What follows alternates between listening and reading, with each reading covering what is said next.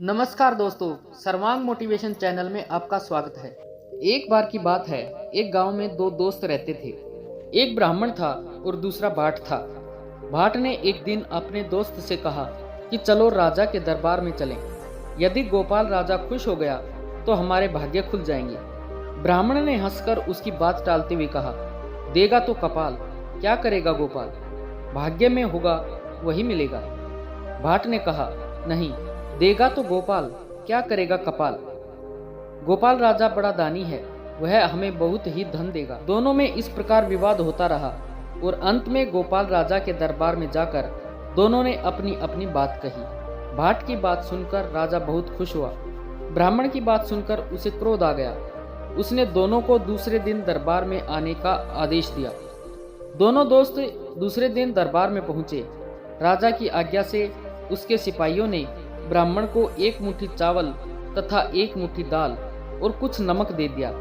भाट को एक सेर चावल, एक सेर घी और कद्दू दे दिया।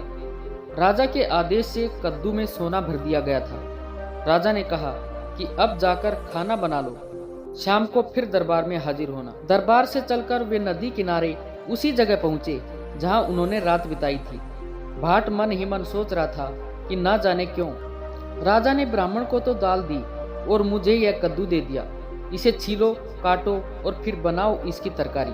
कौन करे इतने झंझट। ऊपर से ये भी डर है कि कहीं इसके खाने से फिर से कमर का पुराना दर्द ना उभर आए। ऐसा सोचकर उसने ब्राह्मण से कहा कि दोस्त, कद्दू खाने से मेरी कमर में दर्द हो जाएगा, इसे लेकर तुम अपनी दाल मुझे दे दो। ब्राह्मण ने उसकी बात मान ली। अपना अपना सामान लेकर दोनों रसोई में जुट गए। भाट दाल चावल खाकर एक आम के पेड़ के नीचे सो गया। ब्राह्मण ने जब कद्दू काटा तो उसे वह सोना दिखाई दिया जो राजा ने उसमें भरवा दिया था। उसने मन ही मन सोचा, मेरे भाग्य में था, मेरे पास आ गया। गोपाल तो इसे भाट को देना चाहता था। उसने सोना एक कपड़े में बांध लिया। कद्दू का आधा भाग बचाकर आधे की तरकारी बना ली। वह भी खा पीकर सो गया। शाम के समय दोनों दोस्त फिर गोपाल राजा के दरबार में पहुंचे। ब्राह्मण ने शेष आधा कद्दू एक कपड़े में लपेटकर अपने पास ही रख लिया था। राजा ने ब्राह्मण की ओर देखकर पूछा कि अब तो मान लिया होगा, देगा तो गोपाल, क्या करेगा कपाल।